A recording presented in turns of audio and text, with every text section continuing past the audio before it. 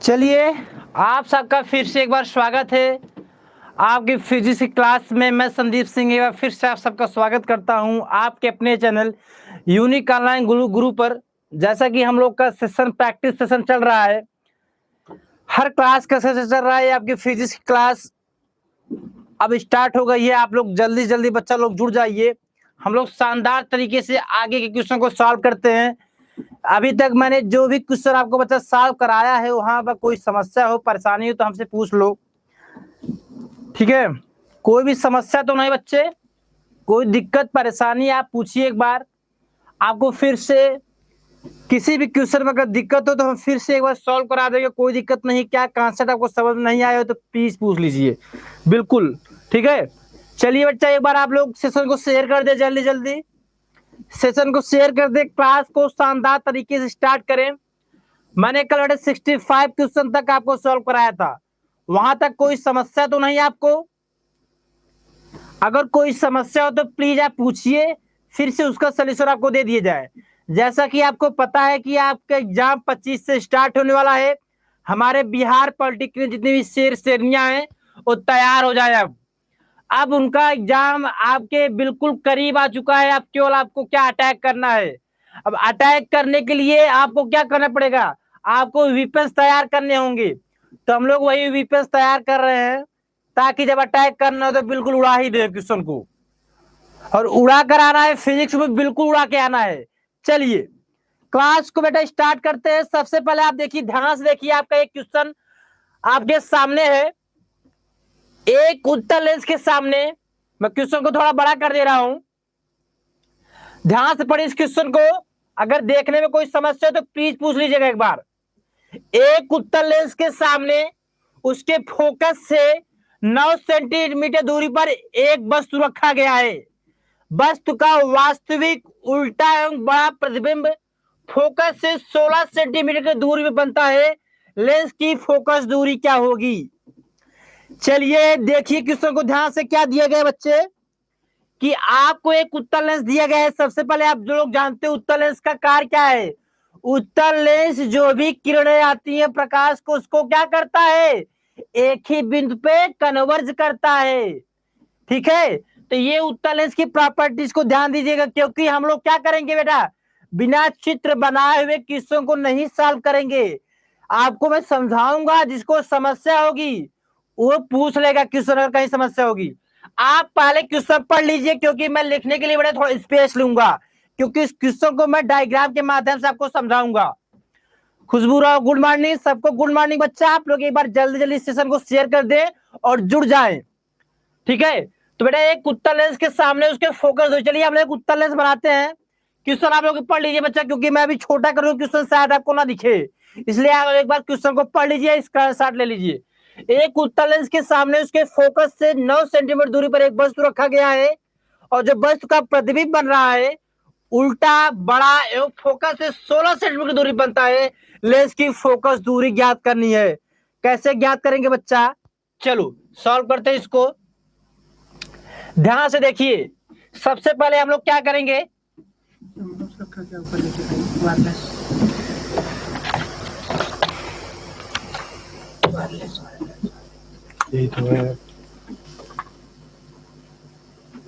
चलिए सबसे पहले बेटा हम लोग क्या करेंगे, सबसे पहले हम लोग उत्तर लेंस बनाते हैं।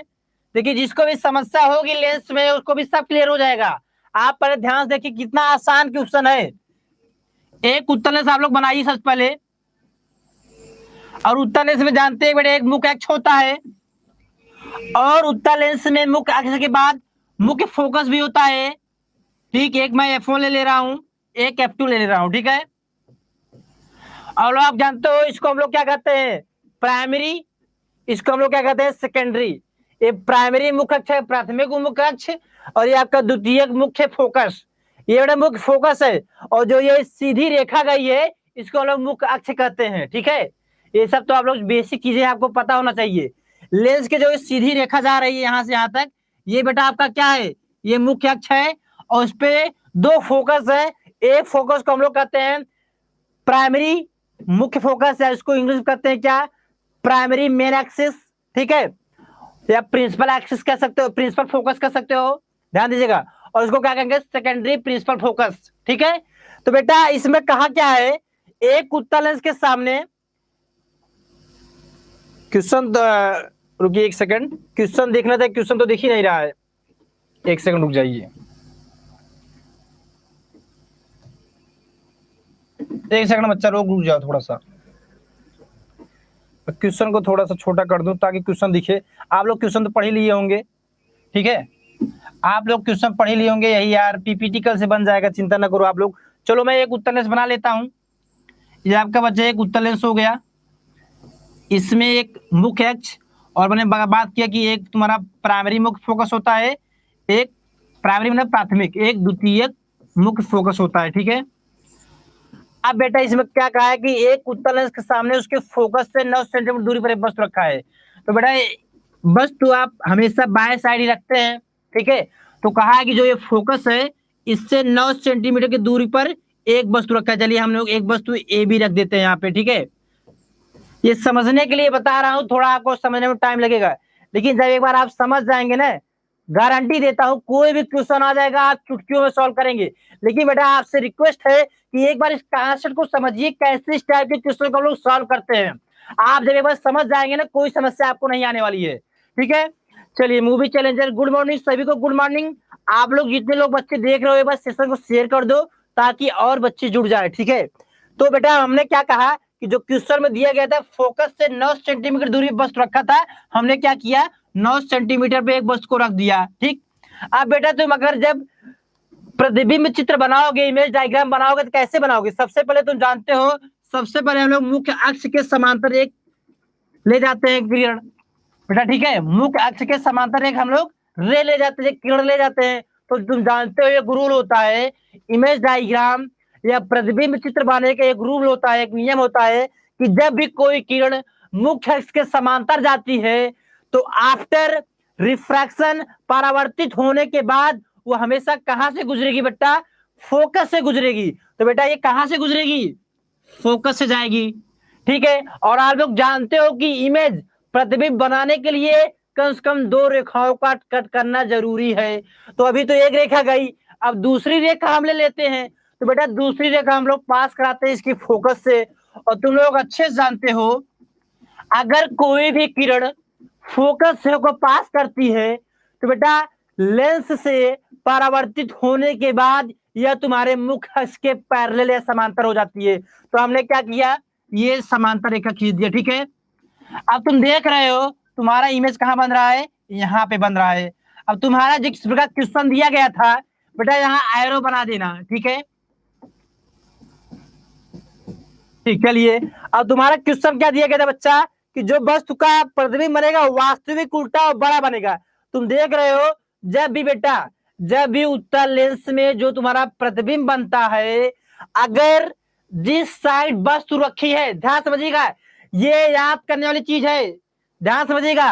अगर उत्तल लेंस में, कॉपी पे नोट कर लीजिए, अगर उत्तल लेंस में जिस साइड तुम्हारा वस्तु रखा है, अगर तुम्हारी प्रतिबिंब उसके अपोजिट बनती है तो हमेशा आपका प्रतिबिंब वास्तविक और उल्टा बनेगा। इसको कॉपी पे नोट करो, क्योंकि डायरेक्ट क्वेश्चन ऐसे पूछे। ये तो बेटा आपका न्यूमेरिकल है, लेकिन क्वेश्चन ऐसे पूछ सकता है, कभी भी आपको दिख जाए, अगर उत्तल लेंस की बात किया हो, कॉन्वेक्स लेंस, इसको अंग्रेजी वाले बच्चे ध्यान दीजिएगा, कॉन्वेक्स लेंस कहते हैं। ठीक है, अगर कॉन्वेक्स लेंस की बात किया हो, अगर आपकी ऑब्जेक्ट जिस साइड रखा हो, अगर तुम्हारा इमेज उसके अपोजिट बन रहा है, तो हमेशा जान दीजिएगा जो बेटा तुम्हारा इमेज का कैरेक्टरिस्टिक्स होगा वो हमेशा क्या होगा, रियल और इन्वर्टेड होगा। एक बार मैंने इंग्लिश से भी एक्सप्लेन कर दिया। ठीक है, तो बेटा चाहे इंग्लिश को चाहे हिंदी को, दोनों का स्वागत है, मैं दोनों में एक्सप्लेन करता हूँ चीजों को, जिसको जिसमें अच्छा लगे उसमें समझो। ठीक है, तो बेटा आप लोग ये जान जाइएगा, उत्तल लेंस की एक चीज नोट कर लीजिए, हमेशा अगर वस्तु के अपोजिट डायरेक्शन में तुम्हारा प्रतिबिंब बन रहा है तो हमेशा जान दीजिएगा उसका जो लक्षण होगा, उसकी जो प्रॉपर्टी होगी इमेज की, वो हमेशा कैसा होगा, वास्तविक और उल्टा बनेगा, रियल एंड इन्वर्टेड। इसको याद रखिएगा। ठीक है, चलिए देखिए, मैं कहा हूं ना, मेरे क्लास में एक कॉन्सेप्ट बच्चा, एक रूल है कि जब कोई भी क्वेश्चन सॉल्व कराऊंगा उससे रिलेटेड और जो क्वेश्चन बन सकते हैं मैं उसके बारे में बात करूंगा। भले थोड़ा सा लेट लगे कोई दिक्कत नहीं, लेकिन जो पढ़ो उसको इतना अच्छे से पढ़ो कि उससे कोई भी क्वेश्चन आ जाए तो उड़ा के आओ। क्लियर यहाँ तक? चलो अब बेटा क्वेश्चन क्या कहा है कि वस्तु का जो वास्तविक उल्टा बड़ा प्रतिबिंब बन रहा है फोकस से। देखो जिन बच्चों को क्वेश्चन नहीं दिख रहा है मैं क्वेश्चन को बोल भी दे रहा हूं, ध्यान से सुनते रहिए, मजा आएगा बच्चा। तो बेटा जो तुम्हारा वस्तु का वास्तविक उल्टे में बड़ा प्रतिबिंब बन रहा है, ध्यान समझिएगा, जो वस्तु का वास्तविक उल्टा बड़ा प्रतिबिंब बन रहा है फोकस से 16 सेंटीमीटर दूरी पे बनता है। क्या कह रहा है कि जो तुम्हारा ये फोकस है इसके लेंस के इस साइड जो ये तुम्हारा फोकस है इससे 16 सेंटीमीटर दूरी बनता है। ठीक है, तो तुम शुरुआत में क्या देखे थे, तुम्हारा वस्तु फोकस से 9 सेंटीमीटर दूरी पर रखा है और तुम्हें क्वेश्चन में दिया गया है कि जो तुम्हारा प्रतिबिंब बन रहा है वो फोकस से 16 सेंटीमीटर दूरी बन रहा है। ठीक है, तो ये चीज आपको दी गई थी, मैंने वही केवल इमेज डायग्राम से आपको बना के दिखाया हूं। अब हम क्वेश्चन को सॉल्व करते हैं। अब तुम्हें पूछा लेंस की फोकस दूरी क्या होगी। सबसे पहले आपको बेटा जानना चाहिए कि फोकस दूरी होता क्या है। फोकस दूरी आपको पता है तो कमेंट के माध्यम से तुरंत बताओ। What is the focal length, in English में बात करता हूं, what is focal length, please tell me in the comment what is focal length of any lens. You can say convex lens और कॉन्केव लेंस, उत्तल दर्पण या अवतल, उत्तल लेंस या अवतल लेंस, उसमें फोकस दूरी क्या होती है, कोई हमें बताए कमेंट के माध्यम से। कोई बच्चा हमें बताए बच्चा कि क्या होता है आपका फोकस दूरी, ये चीज तो आपको आनी चाहिए। चलिए मूवी चैलेंजर खुशबू राव जी आप बताइए फोकस दूरी क्या होता है। आप लोग जानते होंगे प्रकाशिक केंद्र और फोकस के जो बीच की दूरी होती है उसको हम लोग फोकस दूरी कहते हैं। याद रखिएगा क्या मैं कह रहा हूं, ये जो तुम्हारा ऑप्टिकल सेंटर होता है जिसको हम लोग हिंदी में प्रकाशिक केंद्र कहते हैं, उससे और इस फोकस के बीच की जो दूरी होती है बेटा इसको हम लोग फोकल लेंथ या फोकस दूरी कहते हैं। चाहे तुम यहाँ बात करो चाहे इधर साइड बात करो। ठीक है, तो वही उसी की वैल्यू हमें निकालनी है। क्वेश्चन समझ में आया आपको? हमें निकालना क्या है, सबसे पहले फोकस दूरी। और बेटा फोकस दूरी आपको जानना चाहिए, तथा आप फोकस दूरी जानोगे नहीं निकालो कैसे। जो बेटा the distance between optical centre and principal focus, चाहे प्राइमरी फोकस हो तुम्हारा चाहे सेकेंडरी फोकस हो, उसके बीच की जो डिस्टेंस होती है उसी को फोकल लेंथ कहते हैं इन इंग्लिश। और हिंदी में बात करें तो जो प्रकाशीय केंद्र और मुख्य फोकस होता है उसके बीच की दूरी को भी लोग फोकस दूरी कहते हैं, वही हमें निकालना है। अब तुम जानते हो, क्या जानते हो, लेंस फार्मूला से जानते हो तुम क्या, लेंस सूत्र से तुम एक फार्मूला जानते हो क्या, 1/v/1 - u = 1/f।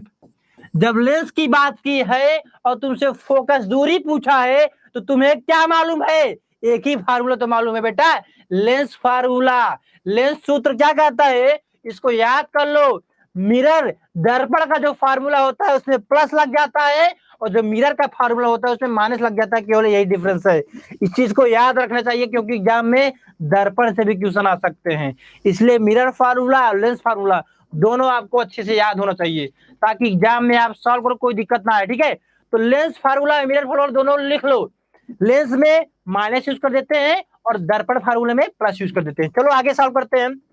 हमें दिया क्या है, अब बेटा हमें एफ निकालना है। देखो तुम्हें मैं अप्रोच बता देता हूं ना, गारंटी देता हूं कोई भी क्वेश्चन आएगा तुम दहाड़ते हुए सॉल्व करोगे, कोई गलती कभी नहीं होगा। तुम्हारा अप्रोच एक बार समझ लो बस, कैसे क्वेश्चन को सॉल्व करते हैं, क्या तरीका है। अगर एक बार आप तरीका जान ले गए ना तो कोई भी क्वेश्चन प्रकाश से आए आप तुरंत सॉल्व करोगे, लेकिन तरीका समझो एक बार, तरीके को शानदार तरीके बता रहा हूं। कभी भी क्वेश्चन आ जाए ना सबसे पहले देखो दिया क्या है। अब तुम्हें मैं बात कर रहा हूं, सबसे पहले क्या दिया था कि हमारे वस्तु की दूरी दी गई थी, इसके बाद हमें बताया कि हमारे जो प्रतिबिंब बन रहा है वो कहाँ बन रहा है और हमसे फोकस दूरी पूछा है। और तुम जानते हो कि हम एक ही रिलेशन जानते हैं, क्या, लेंस फार्मूला जानते हैं जो हमें रिलेशन बताता है किसके बीच, ऑब्जेक्ट डिस्टेंस, इमेज डिस्टेंस और फोकस दूरी के बीच बताता है। या हम कहें वस्तु की दूरी, प्रतिबिंब की दूरी और फोकस दूरी के बीच जो हमें रिलेशन बताता है वो लेंस फार्मूला बताता है बेटा, तो तुम यूज करो। और तुम्हें देखो कि वस्तु की दूरी कितनी है, ऑब्जेक्ट डिस्टेंस कितना है बच्चा, तुम देखोगे यहां से यहां तक डिस्टेंस कितनी है। अरे बच्चा तुम ही बताओ, ये तुम्हारा यहां से यहां तक अगर स्मॉल एफ है और स्मॉल यहां से यहां तक 9 है तो यू बराबर क्या हो जाएगा, एफ प्लस 9 हो जाएगा कि नहीं हो जाएगा, एफ प्लस 9 होगा। ध्यान देखो क्वेश्चन में ट्विस्ट है, घुमाया है, समझिएगा आराम से। Good morning Piyush Thakur ji, good morning सबको, गुड मॉर्निंग मोनी जी, गुड मॉर्निंग। आप लोग ये बच्चा सेशन को और शेयर कर दें, हमारे बिहार के शेरों शेरनियों को बुला दें ताकि उनको भी मजा चल जाए कि प्रकाश से कोई भी क्वेश्चन आएगा तो इस क्लास में प्रकाश जो भी क्लास अटेंड करेगा उसका एक क्वेश्चन प्रकाश से नहीं छूटेगा। इस चीज की गारंटी देता हूं। आज प्रकाश का मास्टर बता दूंगा लेंस में कोई भी क्वेश्चन आएगा, मैं गारंटी देता हूं कोई भी क्वेश्चन आएगा, इतना सिखा दूंगा ना तो उससे रिलेटेड कोई भी क्वेश्चन बनेगा तुम तुरंत वहां पे करके आओगे। तो समझो समझो आराम से। अब तुम देखो बेटा, तुम्हारी प्रकाशिक केंद्र से जो इमेज तुम्हारी वस्तु रखी गई उसकी दूरी कितनी है? और तुम जानते हो जो क्वेश्चन में दिया गया था वो दूरी दी गई थी फोकस से दी गई थी। ध्यान से पढ़ो क्वेश्चन, क्वेश्चन ध्यान से पढ़ो बच्चा। एक उत्तल लेंस के सामने उसके फोकस से 9 सेंटीमीटर दूरी वस्तु है। ये फोकस से 9 सेंटीमीटर पर था, लेकिन बेटा वस्तु की दूरी तो हम कहां से लेते हैं? प्रकाशिक केंद्र से लेते हैं। तो प्रकाशिक केंद्र से जो वस्तु की दूरी है बेटा, प्रकाशिक केंद्र से फोकस तक स्मॉल f है और फोकस से यहां तक 9 है। तो मैंने u बराबर क्या लिया, ऑब्जेक्ट डिस्टेंस क्या लिया, बस की दूरी क्या लिया, यह प्लस 9 लिया। एक चीज और बच्चा, एक पृष्ठ और है यहाँ पे माइनस प्लस में हम सर कंफ्यूज हो जाते हैं, थोड़ा हमें ये भी बता दीजिए। बिल्कुल बताएंगे हमारे लाल, ध्यान से सुनो हमारे शेर, ध्यान से सुनो। कब हम प्लस लेते हैं कब माइनस लेते हैं, यही तो समस्या है सर, यही तो हमें नहीं आता। एक बार ध्यान से सुन लोगे तो कभी प्लस माइनस में गलती नहीं होगा। ध्यान से सुनिए, बता रहा हूं। जब भी बेटा, एक चीज मैं आपको रटा भी दूंगा समझा भी दूंगा, आज चाहे रटिए चाहे समझिए, दोनों के लिए आपके पास ऑप्शन है, समझना आराम से। जब भी आपका बच्चा कोई भी डिस्टेंस, अगर तुम कोई भी डिस्टेंस मेजर करते हो तुम रूल कन्वेंशन पढ़े हो। रूल एक कन्वेंशन होता है साइन कन्वेंशन, जिससे हम लोग साइन पता करते हैं। पहली साइन का क्या आता है कि बेटा जो भी दूरी, ध्यान सुनिएगा बेटा मैं कहां से बता रहा हूं, जो भी दूरी मेजर करते हैं वो हमेशा कहां से मेजर करते हैं, वो हमेशा कहां से, प्रकाशिक केंद्र से मेजर करते हैं। कहां से? ऑप्टिकल सेंटर से। जो भी दूरी हम मेजर करते हैं वो ऑप्टिकल सेंटर से मेजर करते हैं, मतलब हमें यहां से मेजर करते हैं। तो हमारा वस्तु यहां रखा है तो हम यहां से मेजर करेंगे तो किधर चलेंगे? बाएं चलेंगे ना लल्ला। ध्यान समझो, मैंने क्या कहा, पहला नियम साइन कन्वेंशन का कहता है, साइन की जो अवधारणा है उसका पहला सूत्र यह है कि जो भी दूरी हम मेजर करेंगे उसको कहां से नापेंगे, कहां से मापेंगे? ऑप्टिकल सेंटर से, प्रकाशिक केंद्र से। तो हम प्रकाशिक केंद्र में अपने आप को ले जाके खड़ा कर दिए। इसके बाद हम देख रहे हैं कि जो हमारी वस्तु की दूरी है इधर रखा है, तो हम लेफ्ट के साइड चलेंगे मापने के लिए बच्चा। ऐसे ही तो मापोगे, क्योंकि तुम जानते हो कि प्रकाशिक केंद्र से ही मापते हैं। और दूसरा सूत्र सुनो, अगर बेटा कोई भी किरण, ध्यान से समझो, अगर कोई भी दूरी तुम क्या आपतित किरण के ही दिशा में मापते हो तो वो हमेशा पॉजिटिव होता है। ध्यान से समझो हम क्या कह रहे हैं। कोई भी किरण अगर आप लोग आपतित किरण के ही दिशा में मापते हो तो हमेशा पॉजिटिव होता है। अगर आपतित किरण के अपोजिट में मापते हो वो हमेशा निगेटिव होता है। अब तुम ही बताओ, तुम्हें पहला रूल मैंने क्या बताया कि ऑप्टिकल सेंटर से ही दूरी मापते हो, तो यहां से बेटा दूरी ऐसे मापोगे तो तुम देख लो जो आपतित किरण है इसके अपोजिट में जा रहे हो, और जब तुम अपोजिट में जा रहे हो इसका मतलब तुम्हारा डिस्टेंस क्या होगा? निगेटिव होगा। इसीलिए बेटा ऑब्जेक्ट डिस्टेंस निगेटिव होता है। तो हम लोग F प्लस 9 के पहले निगेटिव लगा देंगे। ये तो समझने के लिए आपको बता दिया। अगर आपको रटना है तो हमेशा ध्यान देना, चाहे लेंस हो चाहे मिरर हो चाहे कुछ भी हो यार, तुम्हारी वस्तु की दूरी हमेशा निगेटिव में लेना, ठीक है? रट लो इसको। चाहे तुम्हारा क्या हो, चाहे लेंस हो चाहे मिरर हो, वहां पे वस्तु की दूरी हमेशा क्या होगी? निगेटिव होगी। बेटा ये सब चीजें मैं आपको कॉन्सेप्ट बता दे रहा हूँ, शायद आपको बोर भी लग रहा होगा, लेकिन बेटा ये सब चीजें अगर आप लोग याद रखोगे ना तभी आपका कुछ भला हो पाएगा। क्योंकि क्वेश्चन अगर घुमाया ना आप नहीं कर पाओगे लल्ला। फिर ध्यान समझिएगा, अगर क्वेश्चन एग्जामिनर ने घुमा दिया तो आप नहीं कर पाएंगे। इसलिए बेटा ध्यान से सुनो इस सब चीज को, हमेशा ध्यान दीजिएगा। अगर आप जो डिस्टेंस हम मेजर करते हैं ना उसकी साइन हमेशा नेगेटिव लेंगे, क्योंकि मैंने भी कॉन्सेप्ट बताया क्यों लेते हैं, उसको देखिएगा। अब बेटा इमेज डिस्टेंस तो हमेशा पॉजिटिव ही होता है, ठीक है, क्योंकि लेंस क्या अपोजिट बन रहा है। तो क्या होगा, अब देखो इमेज डिस्टेंस जो v की वैल्यू है कितनी है, यहां से यहां तक f है, और बेटा f से यहां तक क्या है 16 है। तो तुम जान जाओगे क्या हो जाएगा, f+16। ध्यान देना, u की वैल्यू जो आई है -f+9 आई है, और जो v की वैल्यू आई है इमेज डिस्टेंस f+16 आया है। अब तुम यार वैल्यू रखो, तुम्हारा आंसर मिल जाएगा। देव विक्रम सिंह, बिल्कुल बिल्कुल सबका स्वागत है यहाँ पे। आप लोग बच्चा क्यों लेखी काम किया करिए, और दोस्तों यार को बुला कर लाया करिए, ताकि लोग समझें, अच्छी चीजों को समझें, लोग भटके ना। तो ये कंसेप्ट समझ आया, हमेशा ध्यान देना बेटा। चाहे हम लोग दर्पण की बात करें, चाहे लेंस की बात करें, जो तुम्हारा यू होता है, ऑब्जेक्ट डिस्टेंस होता है, जो वस्तु की दूरी होती है, उसका साइन हमेशा नेगेटिव होता है, ठीक है। और बेटा जो इमेज डिस्टेंस होगा, इमेज डिस्टेंस अगर बेटा जिस साइड वस्तु रखी है अगर उसके अपोजिट बनता है तो पॉजिटिव होगा, अगर इमेज जिस साइड वस्तु रखी है उसी साइड बनता है नेगेटिव हो जाएगा। क्लियर है? चलो, अब हमें u बराबर क्या मिल गया, -f+9, और v बराबर क्या मिल गया, f+16 मिल गया। अब बेटा इसी को हम लोग v और u के स्थान पे रखेंगे, हमारा आंसर आ जाएगा। समझ रहे हो ना आप लोग? समझ रहे हैं आप लोग? तो ध्यान दीजिएगा, हमेशा मैं कह रहा हूं इस चीज को ध्यान दीजिएगा कि जब भी इस टाइप का क्वेश्चन आए तो तुम्हें दो फार्मूला तो याद ही होना चाहिए, एक दर्पण फार्मूला, एक लेंस फार्मूला, क्योंकि कभी कभी दर्पण से आ जाएगा क्वेश्चन, कभी कभी लेंस से। चलो वैल्यू रखते हैं। अब मैं इसको रब कर देता हूं, आप लोग बना लिए होंगे, क्योंकि मुझे सॉल्व करना है बेटा, तो मैं अब क्या करूंगा, वैल्यू रख के केवल सॉल्व करना है। कॉन्सेप्ट आप लोग समझ गए होंगे, ठीक है। चलो, -f+9 है, ठीक है। अब हम लोग फार्मूले पे रख के डायरेक्ट सॉल्व करते हैं। क्या, 1/v -1/u 1/f। चलो बेटा v की वैल्यू कितनी आई थी बताओ, v की वैल्यू आई थी बेटा f+16 थी, ठीक है। और माइनस u की वैल्यू क्या थी, -f+9 थी, तो माइनस माइनस प्लस हो जाएगा, तो मैं क्या लिख दूंगा, f+9 लिख दूंगा। अरे बच्चा, ये +9 -f+9 था, और यहाँ माइनस पहले से, तो माइनस माइनस प्लस हो जाएगा, वही लिखा हूँ, +1/f।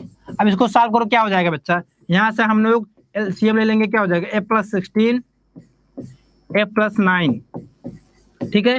तो यहां से देखो क्या आ जाएगा, f+9 प्लस f+16 बराबर 1/f। सॉल्व भी करना है आपको। अब जैसे यहां से क्या हो जाएगा, 2f + 25 इंटू f, यहाँ f को मैंने इधर मल्टीप्लाई कर दिया, इधर क्या हो जाएगा, ये फिर ये गुणा कर दिया हूँ, f+16 और f+9। अब आपको सॉल्व करना है बेटा, मैं सॉल्व कर भी दे रहा हूं, अब आपको सॉल्व भी करना है, कुछ नहीं करना है। आप f को जब अंदर ले जाओगे क्या हो जाएगा, 2f² + 25f 25f। अब जब इसको सॉल्व करो क्या हो जाएगा बेटा, इसको मल्टीप्लाई करो, f² + 25f क्या होगा कि f² करोगे, फिर इसके बाद 9f होगा, फिर 16f होगा, दोनों जोड़ने पे 25f आ जाएगा, और प्लस 144 आ जाएगा यहाँ पे। अब तुम देख रहे हो बेटा 25f कट जाएगा, अब बचेगा क्या यहाँ से, ये बेटा 2f² हो जाएगा, 2f² है, क्योंकि बेटा f को मल्टीप्लाई करो 2f² होगा, तो f² जब इधर आएगा तो घट के क्या हो जाएगा, f² बराबर क्या हो जाएगा, f² बराबर 144 बचेगा। तो बेटा f बराबर क्या बच जाएगा तुम्हारा, 12 बच जाएगा। तो बेटा यही आपका 12 आंसर आ जाएगा, 12 सेंटीमीटर। ये सब कैलकुलेशन है अब यहाँ तक, क्लियर है? खुशबू राव, बिल्कुल बिल्कुल, आपको फार्मूला इसको नोट करिए, सब लोग लिखा करो बेटा। जब मैं कुछ कहा करूं ना, जैसे मैं मिरर फार्मूला कहा, तो सब लोग कमेंट के माध्यम से बताया करो ना, इससे आपका प्रैक्टिस होगा। क्लियर है? ये बेटा आपका केवल कैलकुलेशन था, कुछ था नहीं, ठीक है। तो ये क्वेश्चन आपको क्लियर है, एक बार हमें कमेंट के माध्यम से बता दीजिए, बिल्कुल 12 आंसर आएगा। खुशबू जी सब एक बार, जितने भी लोग देख रहे हैं, एक बार हमें थम्स अप दे दे कि समझ में आ गया सर, आगे हम बढ़े। बच्चा जितने भी लोग हमें देख रहे हो, एक बार हमें बता दो सर समझ में आ गया, हम आगे बढ़े, ताकि हम भी समझते रहे आपको समझ में आ रहा है। सर पानी कहाँ गया, कब का है? यस सर, सबको समझ में आ गया। चलिए आगे बढ़ते हैं बच्चा, आगे बढ़ते हैं। अब आपको मैं क्वेश्चन फिर दिखाता हूं बड़ा करके।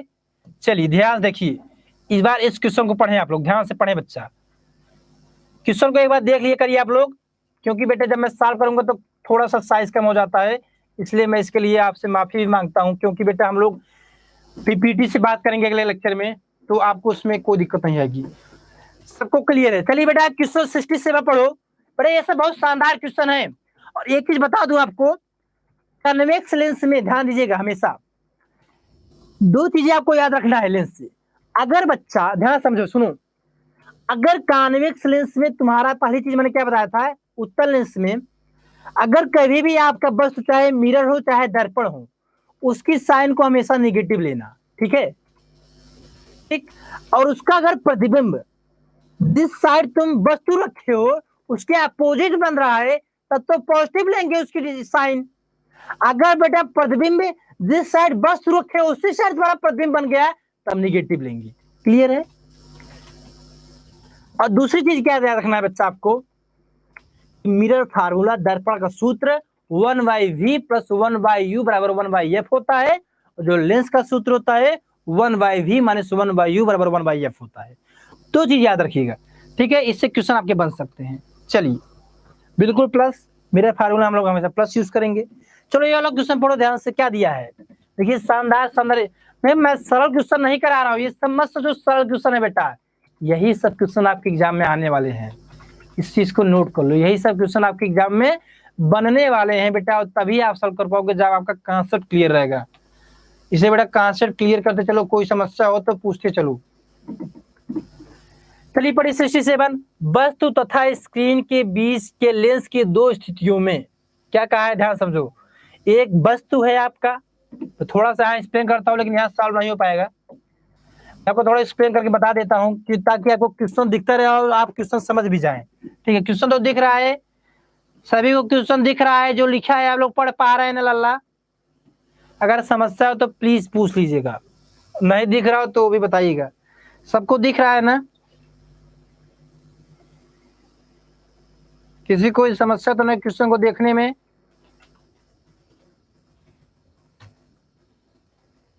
चलो देखो, अभी जगह वस्तु तथा स्क्रीन, बेटा मान लो यहाँ वस्तु रखा है, ये आपकी स्क्रीन है, ठीक है, इसके बीच में, ठीक, चलो ध्यान समझो, मैं समझा रहा हूं। वस्तु तथा स्क्रीन के बीच में लेंस की दो स्थिति है। क्या कह रहा है कि वस्तु और स्क्रीन के बीच में लेंस की दो स्थिति है। दो स्थिति मतलब एक टाइम लेंस को हम यहाँ रख देंगे और दूसरे टाइम उसका हम लोग पोजीशन बदल देंगे, उसकी स्थिति बदल देंगे, मतलब दो स्थितियां हैं, ठीक है। अब बेटा आगे क्या कर रहा है, यदि आवर्धन m1 तथा m2 है, क्या कर रहा है कि वस्तु और स्क्रीन के बीच में दो लेंस की स्थितियां हैं। मान लो बेटा पहली बार तुम्हारा लेंस यहां था और दूसरी बार लेंस आपका यहां चला गया, ठीक, क्या समझिएगा। ये वस्तु है आपकी और ये स्क्रीन है, ठीक है, ध्यान दीजिएगा, स्क्रीन, इसके बीच में लेंस की दो स्थिति है, मान लो इसको L1 मान लो, इसको L2 मान लो, ठीक।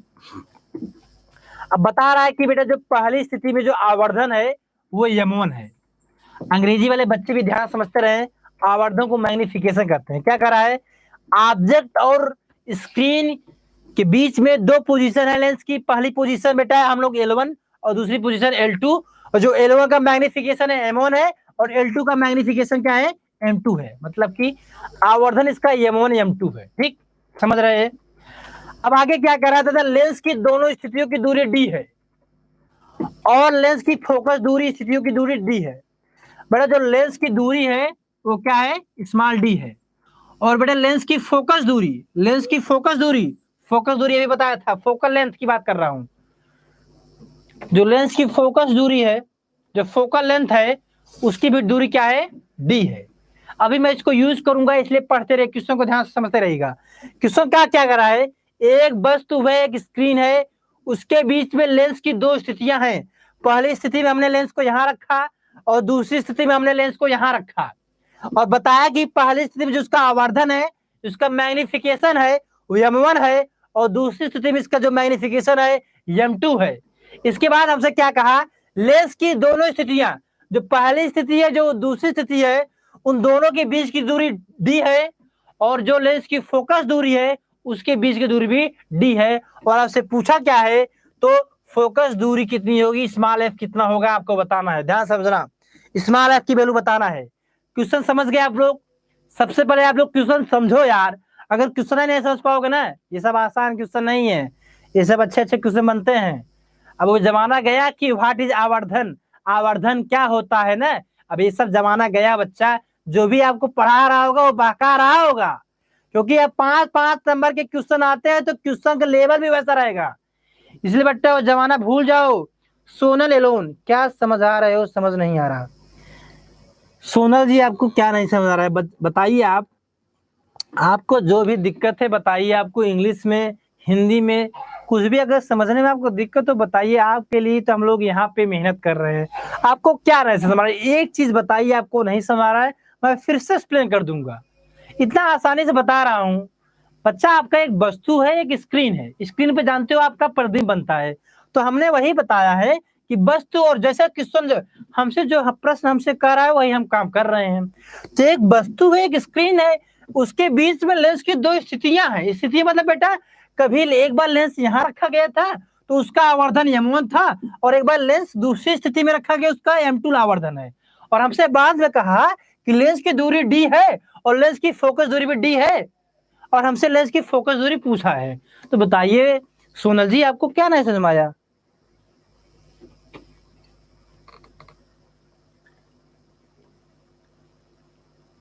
अच्छा, अभी बिल्कुल बिल्कुल मैं बता रहा हूँ।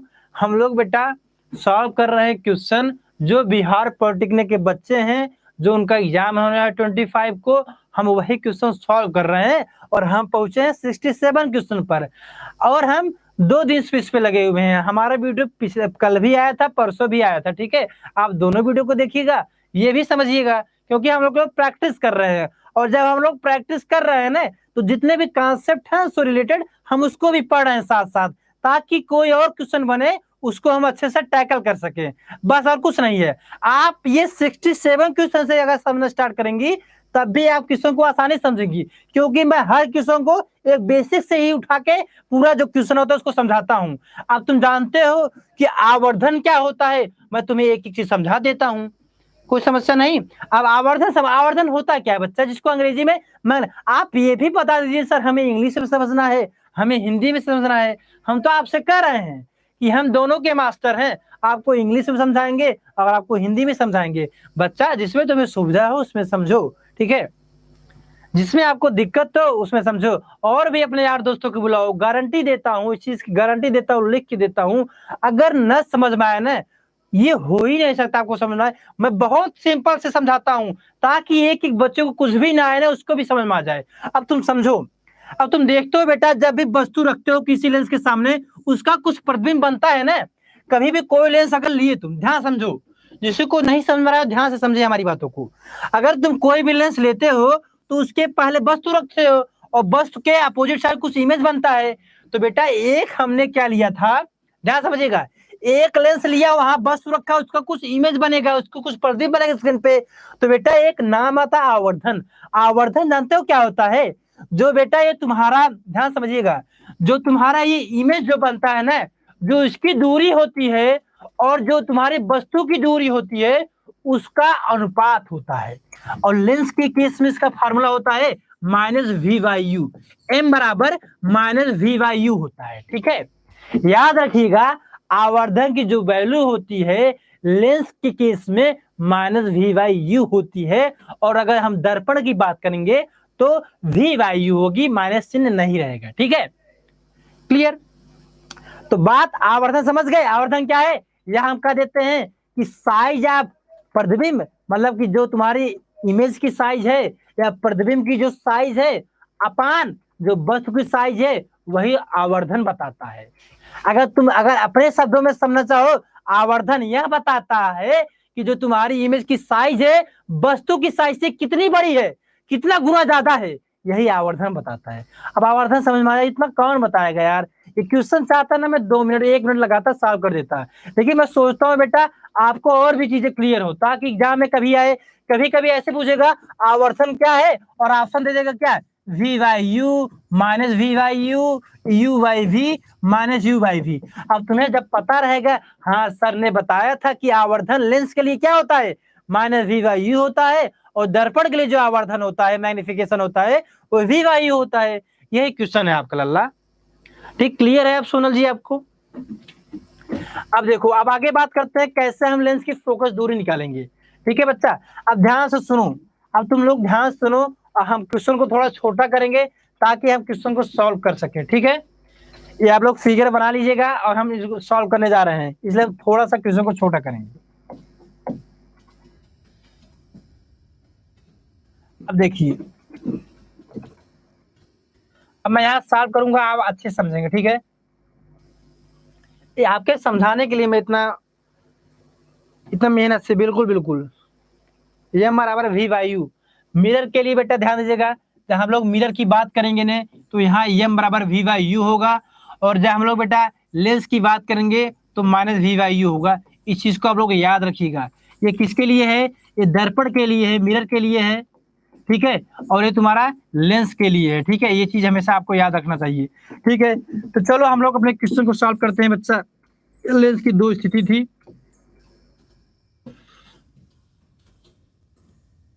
इतना टाइम दे रहा हूं बेटा, इतना टाइम कोई देता नहीं क्वेश्चन पे, ठीक है। हम आप लोग के लिए केवल इतना टाइम दे रहे हैं ताकि आपको चीजें क्लियर हैं। तो बेटा लेंस L1 L2 था, और इसका जो आवर्धन था M1 M2 था, और इसके बीच की दूरी D है, ठीक है। लेंस के बीच की दूरी D है और ये रखा है। अब तुम ही बताओ बेटा, ये इसका प्रकाशिक केंद्र हो गया O। अब बेटा तुम बताइए, अगर लेंस L1 की बात करें तो बेटा ये तुम्हारा लेंस L1 है। अब ध्यान समझो, लेंस L1 की हम बात कर रहे हैं। देखो, अब यहां से लेंस है, अब बेटा इसका ऑब्जेक्ट यहां रखा गया है, तो बेटा इसके बीच दूरी हम लोग क्या लेते हैं? U1 ले लेते हैं, और बेटा इसका इमेज यहां बनेगा, तो इसके बीच की दूरी हम लोग क्या लेते हैं? V1 ले लेते हैं। कहां तक? यहां तक की। अब देखो लेंस L1 के लिए बेटा ये ऑब्जेक्ट डिस्टेंस U1 ले लिया मैंने, और यहां से यहां तक इमेज बनेगा, इसको V1 कर दिया। इसी प्रकार लल्लू, आगे देखो लल्लू लाल, हमारे लल्लुओं आगे देखो।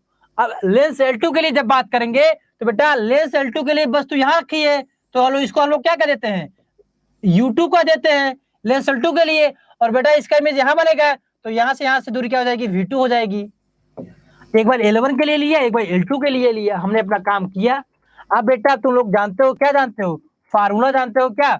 1/V अपान 1/U बराबर क्या होता है? 1/F होता है। अब तुम एक काम करो लल्लू लाल, बिल्कुल बिल्कुल 11 क्लास की क्लास जल्दी स्टार्ट होगी, चिंता ना करें आप लोग। 1/V माइनस 1/U बराबर 1/F। अब तुम क्या करो ना, V से मल्टीप्लाई कर दो ऊपर। V से मल्टीप्लाई कर दोगे ऊपर, यहाँ भी V से मल्टीप्लाई करो, यहाँ भी V से मल्टीप्लाई करो, यहाँ V से मल्टीप्लाई करो, तुम क्या पाओगे? 1 माइनस क्या हो जाएगा? V/U बराबर V/F। और तुम एक चीज देखो बेटा, हमने अभी बताया था माइनस V/U क्या होता है? लेंस के लिए बेटा मैग्निफिकेशन आवर्धन क्या होता है? माइनस V/U होता है। तो हम लोग क्या करेंगे? माइनस V/U के स्थान पे M रख देंगे, तो 1 प्लस M बराबर V/F हो गया। क्लियर है? अब यहां से हम लोग क्या निकालने? V निकालने, तो क्या मिल जाएगा? F को इधर ले लो, F 1 प्लस M हो गया। अब देखो हमारा आवर्धन के टर्म में आ गया। अब बेटा हम लोग क्या करेंगे? एक बार पहले लेंस के लिए इसको लिख लेंगे V1 के लिए, एक बार V2 के लिए लिख लेंगे। चलो लिखते हैं। ये तो समझ में आ गया ना बच्चा? लिखे, अब इसको अब फिगर को मिटा दे रहे हैं ताकि हमको थोड़ा स्पेस मिल जाए। ओके चलिए, ये तो फिगर समझ ही गए होगे आप लोग। अगर कहीं भी बच्चा आपको समस्या है तो पूछो यार एक बार।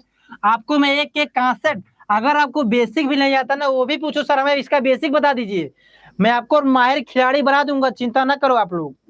चलो आगे देखो, V के लिए मैंने लिखा, अब इसी प्रकार मैं V1 के लिए लिखता हूं, लेंस L1 के लिए, तो क्या हो जाएगा? F1 प्लस M1 हो गया, ठीक है। इसी प्रकार V2 के लिए लिखता हूं, क्या हो जाएगा? F1 प्लस M2 हो गया, ठीक है। लेंस L1 के लिए मैंने लिख दिया इमेज डिस्टेंस, और लेंस L2 के लिए मैंने इमेज डिस्टेंस लिख दिया, प्रतिबिंब की दूरी। अब बेटा तुम क्या करो? V1 माइनस V2 कर दो, तो क्या हो जाएगा? F1 plus M1 minus 1 plus M1 minus 1 minus M2। अब तुम जब इसको सॉल्व करोगे ना लल्ला, 1 1 कट जाएगा और तुम्हारा बचेगा क्या? अब तुम्हें क्वेश्चन में क्या दिया गया था कि बेटा जो इमेज की दूरी है, देखो ये है क्वेश्चन, लेंस की फोकस दूरी की स्थितियों या दूरी D है, और बेटा जब इमेज की बीच की, जब लेंस के बीच की दूरी तुम्हारा D दिया गया है लल्लू, तुम ही बताओ, तो बेटा चाहे तुम इमेज के बीच की दूरी लो, चाहे ऑब्जेक्ट के बीच की दूरी लो, वो D ही होगा। तो V1 माइनस V2 क्या हो जाएगा, D हो जाएगा। और यहाँ से F क्या हो जाएगा, यहाँ से M1 माइनस M2 बचेगा, M1 माइनस M2 आ गया। अब तुम बेटा F निकालना है तो F बराबर क्या हो जाएगा, D अपान M1 माइनस M2। ठीक है, तुम्हारा कौन सा ऑप्शन सही हो जाएगा, बी वाला ऑप्शन सही हो जाएगा। क्लियर है, आसान क्वेश्चन था, कुछ कठिन नहीं था। आप लोग अगर समझेंगे तो बहुत ही आसान क्वेश्चन है, केवल आपका कॉन्सेप्ट क्लियर होना चाहिए बस। कॉन्सेप्ट जिसका क्लियर है, तुम बेटा ना कभी कभी क्वेश्चन जो आता है तुम सोचा करो एक बार, क्या सोचा करो कि हमें क्वेश्चन किस फॉर्म में दिया है और हमारा आंसर किस फॉर्म में दिया है। जब आप लोग ये समझ जाओगे ना तो तुम्हारा दिमाग अपने आप काम करना शुरू कर देगा, हमें करना क्या है। तुम देखो मैग्निफिकेशन के टर्म में, आवर्धन के टर्म में हमें हमारा विकल्प दिया गया था, तो हमने फार्मूला यूज किया। क्या हमें पता तो यही है कि हम लोग अगर फोकस दूरी दिया हो, ऑब्जेक्ट की दूरी दिया हो, इमेज की दूरी दिया हो, तो हम एक का फार्मूला जानते हैं, लेंस फार्मूला जानते हैं। तो हमने 1/v माइनस 1/u बराबर 1/f यूज किया। हमें लाना था आवर्धन, एम की वैल्यू लाना था, हम लाए तो लाए कहां से, हमने सोचा अगर हम v से मल्टीप्लाई कर देंगे तो हमें यहाँ माइनस v/u मिल जाएगा और हमारा काम बन जाएगा। तो यहाँ से माइनस v/u 1 प्लस m लिख दिया, क्योंकि m की वैल्यू माइनस v/u होती है।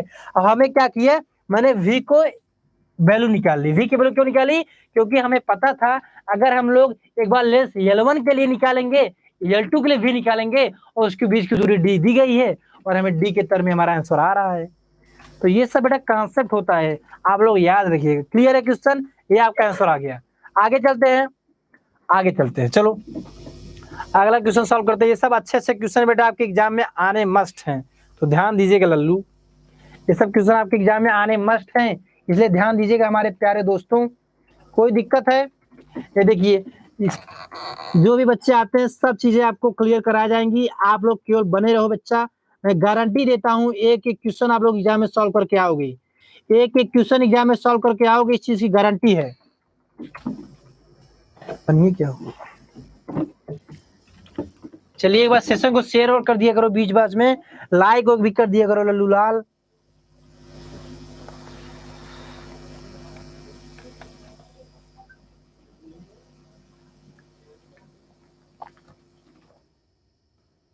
जितने बच्चे देख रहे हैं बेटा एक बार लाइक भी कर दे सेशन को।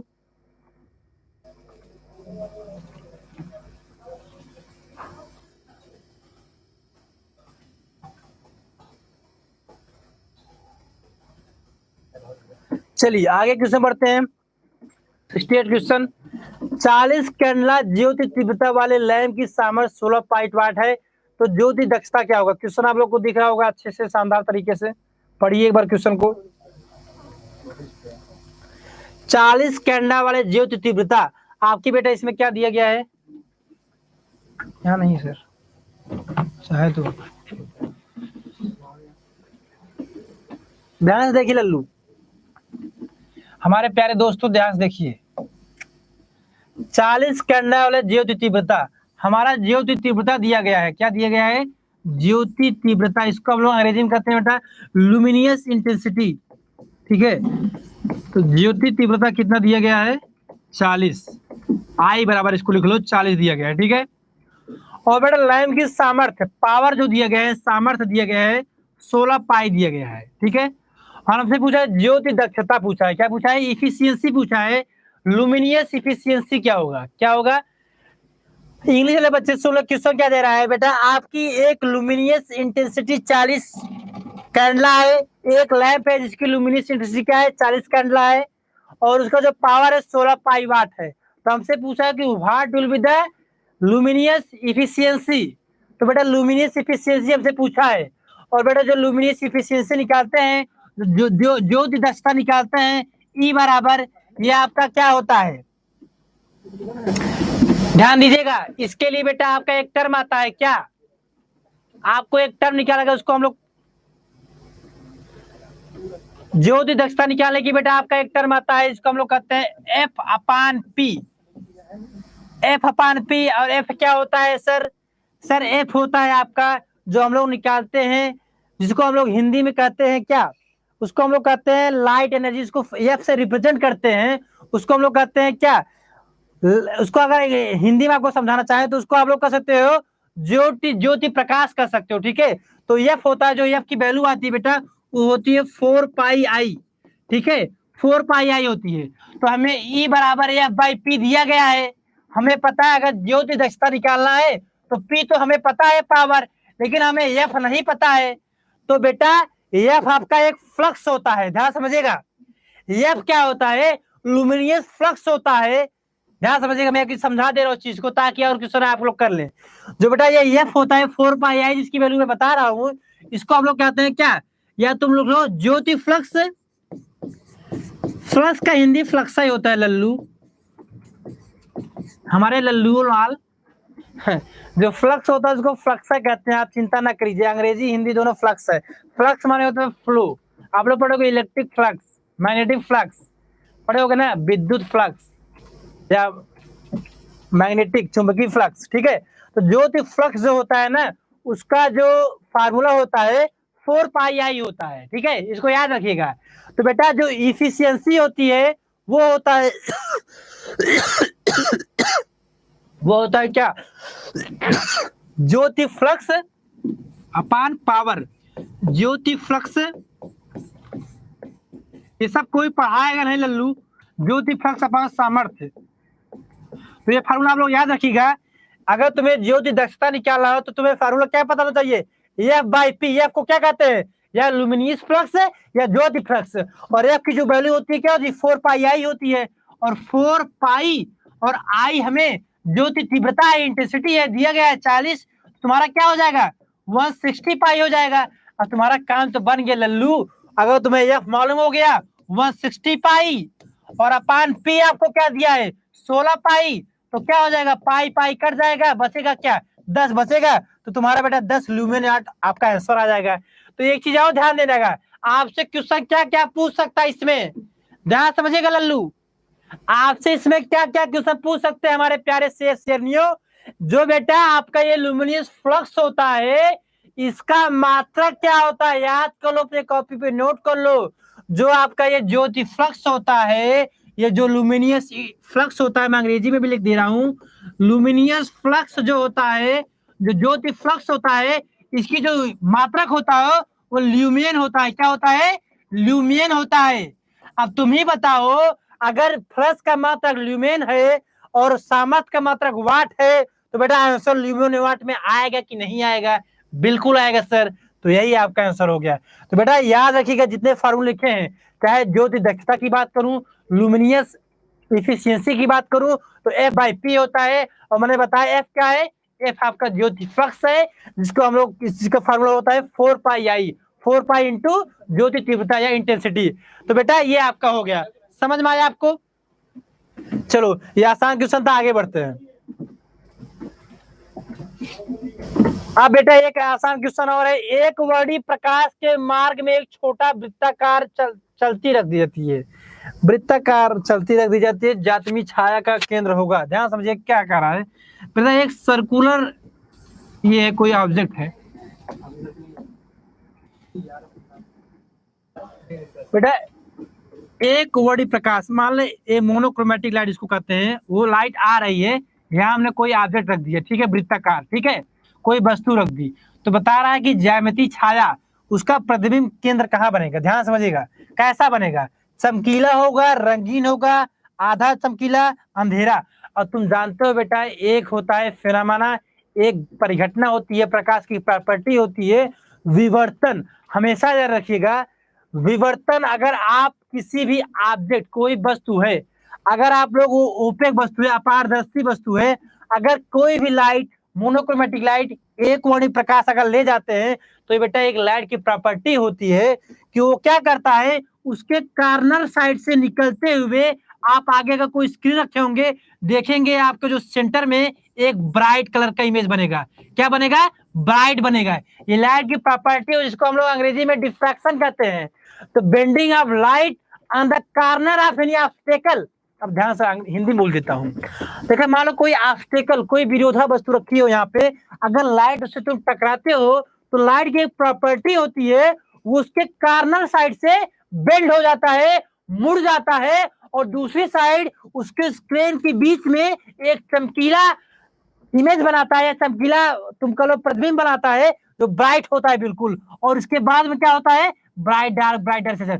आप लोग पढ़े होगे, विवर्तन पढ़े होगे, तो उसका कैसा बनता है इमेज, एक पूरा बीच में ब्राइट, इसके बाद देखोगे ब्राइट डार्क धीमे धीमे कम होता चला जाता है, इसकी इंटेंसिटी जो होती है, तीव्रता होती है, कम हो जाती है।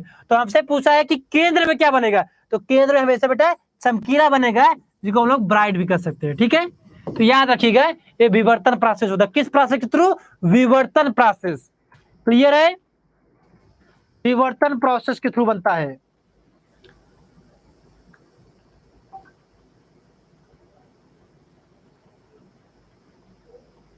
चलिए बिल्कुल, बहुत अच्छी बात है, आप लोग तुरंत लाइक करते हैं जैसे आते हैं, बहुत अच्छा लगता है मुझे। चलिए आगे क्वेश्चन की तरफ बढ़ते हैं बेटा, ये सब आसान क्वेश्चन है आपके, आगे क्वेश्चन की तरफ बढ़िए। 70 क्वेश्चन की तरफ बढ़ते हैं हम लोग। 70 क्वेश्चन, ध्यान समझिए क्या है क्वेश्चन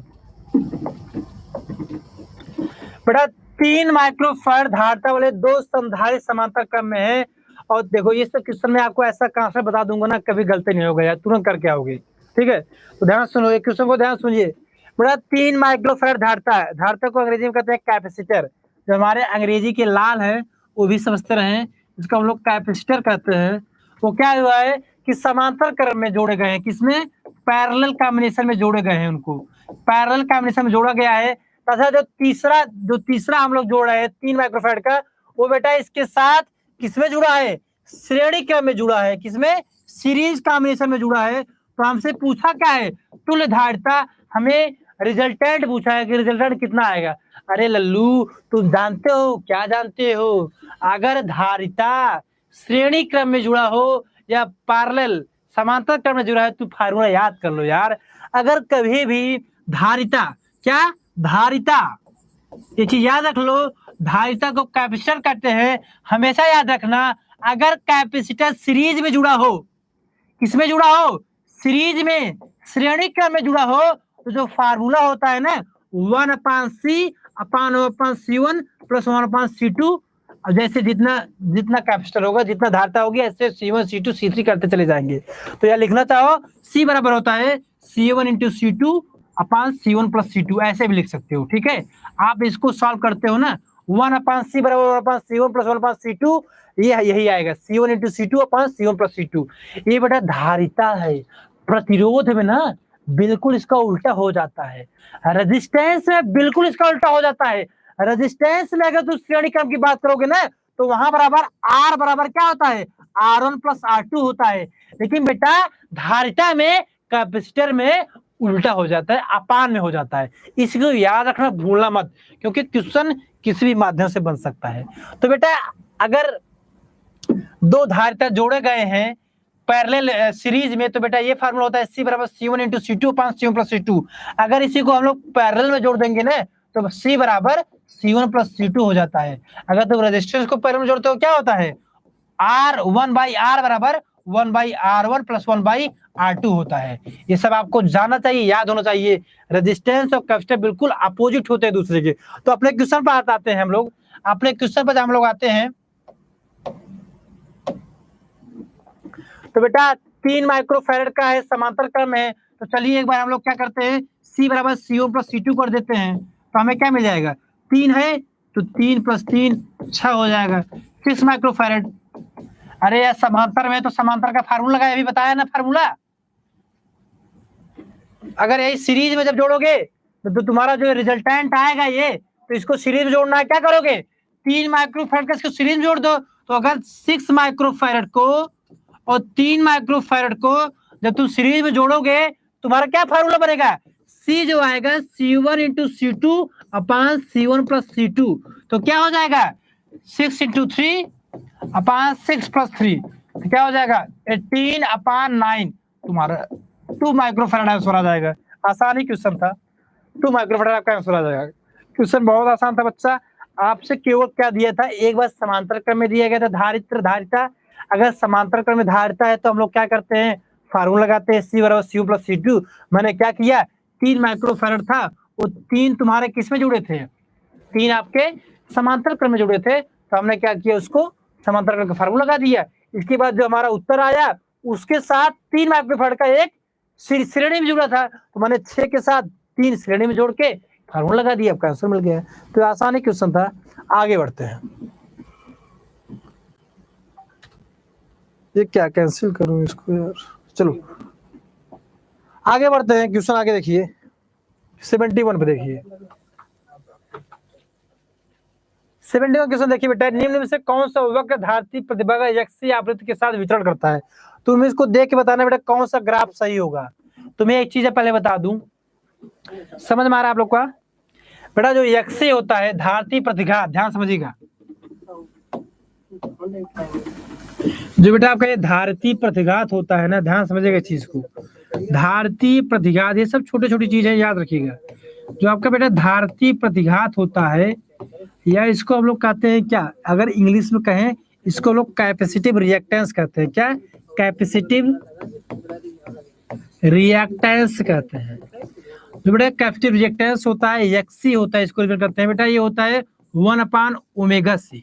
और ओमेगा क्या है बेटा, कोणीय आवृत्ति है, इसको हम लोग कहते हैं कोणीय आवृत्ति, इसको हम लोग कोणीय आवृत्ति कहते हैं।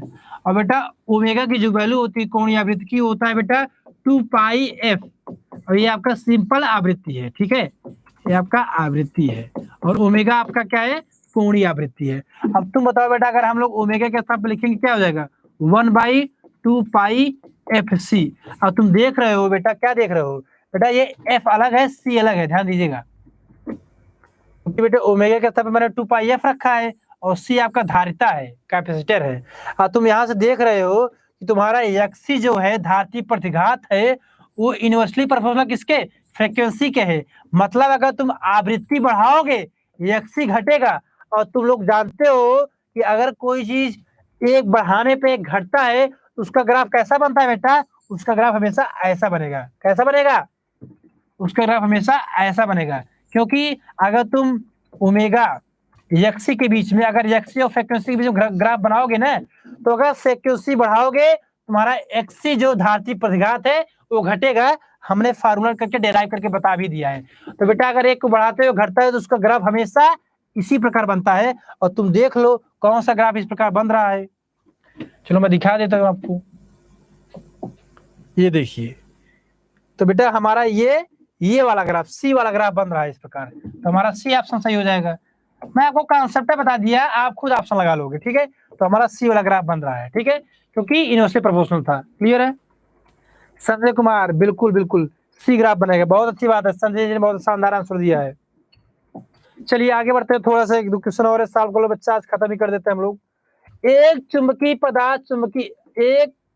पदार्थ चुंबकीय क्षेत्र के तीव्र भाग से क्षीण भाग की ओर जाता है तो यह होता है। हमेशा ध्यान दो बेटा, अगर कोई चुंबकीय पदार्थ एक तीव्र क्षेत्र से, स्ट्रांग मैग्नेटिक फील्ड से, अगर वो वीक मैग्नेटिक फील्ड तरफ जाता है, या तीव्र भाग से क्षीण भाग की तरफ जाता है, वो हमेशा प्रतिचुंबकीय होता है, या अंग्रेजी में इसको डायमैग्नेटिक कहते हैं। इसको आप लोग याद रखिए, क्या होता है, डायमैग्नेटिक कहते हैं। इस चीज को आप लोग, ये सब थ्योरी है, इस चीज को कुछ बताना नहीं है, इस चीज को आपको याद रखना है। अगर कोई भी चुंबकीय पदार्थ स्ट्रांग मैग्नेटिक फील्ड से, मतलब क्या, तीव्र भाग से क्षीण भाग की ओर जाता है तो वैसे प्रतिचुंबकीय होता है या डायमैग्नेटिक होता है। ये सब छोटे छोटे क्वेश्चन है आप लोग, ठीक है। अब आगे के पूर्ण सूर्यग्रहण के समय सौर विकिरण होता है।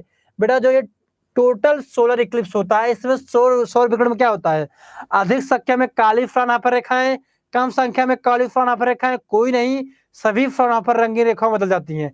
बेटा हमेशा ध्यान रखिएगा, जो बेटा पूर्ण सूर्यग्रहण होता है ना, उसमें तुम्हारा क्या होता है, पूर्ण सूर्यग्रहण में तुम्हारा जो सभी फ्रानाफर रेखाएं हैं वो तुम्हारी रंगीन रेखाओं में बदल जाती हैं। इस चीज को याद रखिएगा, हमेशा टोटल सोलर इक्लिप्स में जितने फ्रानाफर रेखाएं होती हैं वो चमकीले में बदल जाती हैं। इस चीज को रट लीजिए, इसमें कुछ बताना नहीं है, सब थ्योरी है बेटा, इसको आपको याद होना चाहिए, ठीक है। इसी प्रकार आपका बेटा 70 ये वाला क्वेश्चन वही है, ठीक है। देखिए ध्यान से, ये क्या कर रहा है, पूर्ण सूर्य ग्रहण के समय सौर विकिरण होता है, तो वही बात है बेटा, सेम क्वेश्चन है, सभी फ्रानाफर रंगीन रेखाओं में बदल जाती हैं, ठीक है। और 73 क्या कर रहा है, पूर्ण सूर्यग्रहण के समय विकिरण होता है, वही क्वेश्चन रिपीट हो गया है, वही आंसर होगा बेटा, सभी फ्रानाफर रेखाएं चमकीली रंगीन रेखाओं में बदल जाती हैं, ठीक है। 74 क्वेश्चन देखिए, अच्छा क्वेश्चन है। बाप रे,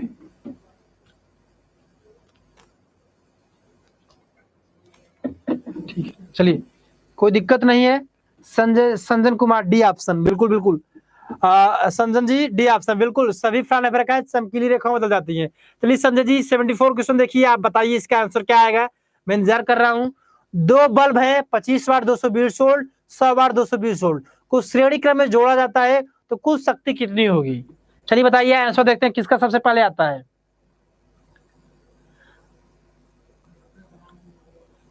सरोज जी आपको यही नहीं पता कौन सबसे चल रहा है? सरोज जी आप महान है, बिल्कुल मैं आपको बताऊंगा। फिजिक्स चल रहा है लल्ला, पढ़ो मजा आएगा, फिजिक्स वेरी इंटरेस्टिंग सब्जेक्ट है। देखिए 74 क्वेश्चन आपको क्या कह रहा है, दो बल्ब है, ठीक है, दो बल्ब है, एक 25 वाट 220 वोल्ट का है, एक 100 वाट 220 वोल्ट का है, ठीक है। वोल्ट पे टाइप जो हम लोग पावर सप्लाई देते हैं 220 वोल्ट का वही है। बल्ब का वाट पावर अलग अलग है, सामर्थ्य अलग अलग दिया गया है, ठीक है। कुछ श्रेणी क्रम में जोड़ा जाता है, कुल शक्ति कितनी होगी? बेटा एक चीज याद रख लो, अगर पावर है, अगर तुम उसको श्रेणी क्रम में जोड़ रहे हो ना, तो वही फार्मूला लगेगा P1 इंटू P2 अपान P1 प्लस P2। अरे जैसे कैप्शन में नहीं बताया था 1 अपान P बराबर 1 अपान P1 प्लस 1 अपान P2। तो बेटा आपको वैल्यू रखना है P1 इंटू P2 25 इंटू 100 अपान 25 प्लस 125। तो बेटा इसको जब सॉल्व करोगे, सॉल्व करो कितना आ जाएगा, 2500 आ जाएगा यहाँ से और 125 आ जाएगा, तो हमारा आंसर क्या आ जाएगा 20 आ जाएगा। तो बेटा कौन सा ऑप्शन, डी ऑप्शन सही हो जाएगा। किसी का आंसर आया था संजय कुमार जी डी, अमित जी सही बताते हैं, अमित जी का आंसर बिल्कुल सही आया था, डी ऑप्शन होगा। क्योंकि जब भी हम लोग पैरेलल कॉम्बिनेशन में जोड़ते हैं, श्रेणी क्रम में जोड़ते हैं पावर को, तो बेटा उसका फॉर्मूला होता है 1 अपान P1 प्लस 1 अपान P2। इसको जब सॉल्व करोगे तो P1 इंटू P2 अपान P1 प्लस P2 आ जाता है, ठीक है, क्लियर है। और 75 का बेटा इसमें ऑप्शन आपका गलत आया है, मैं आपको कल इसको समझाऊंगा। 75 आंसर इसका ऑप्शन गलत दिया गया है। आप लोग 75 क्वेश्चन को खुद ट्राई करेंगे, ये आपके लिए होमवर्क है। 75 क्वेश्चन को खूब ट्राई कीजिए, ठीक है। आपको एक बार मैं पढ़ देता हूं क्वेश्चन को, एक बार देख लीजिए। 75 क्वेश्चन क्या कर रहा है, विरामावस्था से 100 वोल्ट विभवांतर पर एक इलेक्ट्रॉन तथा एक अल्फा कण को त्वरित करने पर उनके संवेगों का अनुपात कितना होगा? मोमेंटम का अनुपात बताना है। एक बेटा आपके अल्फा कण है, एक इलेक्ट्रॉन है, उनका वोल्टेज सेम है 100 वोल्ट है, ठीक है। उसको तुम्हें क्या बताना है, उनके संवेगों का अनुपात बताना है। तो बेटा तुम जानते हो वेलोसिटी बराबर क्या होता है, ये चीज आपको बता देता हूं थोड़ा सा। वेलोसिटी बराबर क्या होता है, v बराबर होता है बेटा 2qv अपान m होता है। v यहाँ पर क्या है, यहाँ v वोल्टेज है, ध्यान दीजिएगा, और यहाँ v क्या है, वेलोसिटी है, ठीक है। तो ये फार्मूला आपको याद होना चाहिए, v बराबर क्या होता है, √2qv अपान m। अब तुम्हें एक बार बेटा अल्फा पार्टिकल की बात किया है, एक बार इलेक्ट्रॉन की बात किया है, तो अलग अलग चीजों को देखो। मैं कह रहा हूं बेटा जो भी क्वेश्चन आज मैंने सॉल्व कराए हैं, आप शुरू से लास्ट देखिएगा, आपको मजा आ जाएगा। आज लाइट का जो चैप्टर है लेंस वाला, मैंने बड़ा अच्छा एक्सप्लेन किया है, आप शुरू से लास्ट देखिए। सर एक बार पढ़ देना सर, बस तो मैं पढ़ देता हूं बेटा। विरामावस्था से 100 वोल्ट विभवांतर पर एक इलेक्ट्रॉन तथा एक अल्फा कण को त्वरित किया जा रहा है। मतलब क्या कह रहा है, ध्यान समझो बेटा। 100 वोल्ट विभवांतर, हम 100 वोल्ट का वोल्टेज दे रहे हैं, किसको, अल्फा कण को, इलेक्ट्रॉन को, और उसको हम लोग एक्सेलरेट करा रहे हैं, त्वरित करा रहे हैं। और तुम बेटा जब किसी को त्वरित कराओगे तो उसमें कुछ वेलोसिटी आएगी, और तुम जानते हो अगर किसी चीज में वेलोसिटी है तो उसमें संवेग भी होता है। अरे संवेग क्या होता है, P बराबर mv होता है, नहीं, P बराबर mv होता है। अगर किसी भी ऑब्जेक्ट में वेलोसिटी है, इसका मतलब उसमें संवेग भी होगा। तुम ध्यान समझो, तो वही हमसे पूछा है संवेग का अनुपात क्या होगा, मतलब कि इलेक्ट्रॉन के लिए जो संवेग है और अल्फा कण के लिए जो संवेग है उसका अनुपात बताना है तुम्हें। समझ रहे हो ना अमित जी? तो बेटा वही मैंने कहा कि जो तुम्हारी वेलोसिटी होती है वो √2qv अपान m होता है। तो तुम्हें बेटा संवेग की बात करनी है, तो हम लोग क्या करते हैं, ध्यान समझो, हमें v बराबर क्या है, √2qv अपान m है। हम एक काम करें लल्ला, हम v से मल्टीप्लाई कर दे ऊपर नीचे, तो हमें क्या मिल जाएगा, v बराबर मिल जाएगा √2qvm अपान m स्क्वायर।